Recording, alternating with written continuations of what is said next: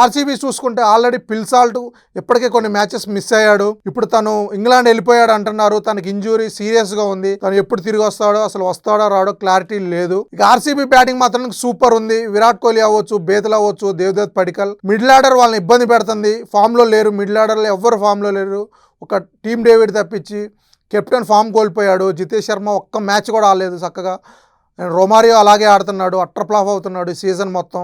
ఇంకోటి ఏంటంటే already Jordan Cox ఒక బిగ్ హిట్టర్. తను మామూలు హిట్టర్ కాదు. మనం బీబీఎల్ చూసుకున్నా, వేరే లీగ్స్లో చూసుకుంటే తను మాత్రానికి సూపర్గా ఆడతాడు. అలాంటి ఒక బిగ్ హిట్టర్ టీంలోకి వస్తున్నాడేమో అనిపిస్తుంది. తను నిన్న బాగా ప్రాక్టీస్ చేశాడు. రొమారియోని పక్కన పెట్టి తను తీసుకుంటారని న్యూస్లో వస్తున్నాయి. అండ్ అలాగే జితేష్ శర్మ కూడా ఫామ్ లో లేడు కాబట్టి తను కూడా పక్కన పెట్టి వెంకటేష్ అయ్యర్ని తీసుకోవచ్చు. ఎందుకంటే Jordan Cox wicket keeper batsman. రొమారియోని, జితేష్ శర్మని పక్కన పెట్టి జోర్డన్ని, వెంకటేష్ అయ్యర్ని టీంలో తీసుకుంటే middle order and wicket keeping కరెక్ట్గా సెట్ అవుతారు.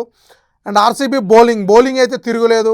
ప్రజెంట్ చూసుకుంటే టీమ్స్ అన్నిట్లో ది బెస్ట్ బౌలింగ్ అంటే ఆర్సీబీదే. భువి, ఎజిల్వుడ్, కృణాల్ పాండ్యా అండ్ అలాగే Rasikh Dar and Suyash Sharma, 5 super bowlers. మనం ఇంత ముందు మాట్లాడుకున్నట్టు ఈ టీమ్ కి ఇంకొక మైనస్ ఏంటంటే 6th బౌలింగ్ ఆప్షన్ లేదు. 6th బౌలింగ్ ఆప్షన్ లో ఉన్న రొమారియో తనకి ఎప్పుడు బాల్ ఇచ్చినా, పవర్ ప్లేలో ఇచ్చినా, మిడిల్ ఓవర్స్ ఇచ్చినా, డెత్ ఓవర్స్ ఇచ్చినా, ఎప్పుడు బాల్ ఇచ్చినా మినిమం ఓవర్కి 15+ కొట్టించుకుంటున్నాడు. సో తను పక్కన పెట్టి వెంకటేశ్వరం తీసుకోవడంలో తప్పే లేదు అనిపిస్తుంది.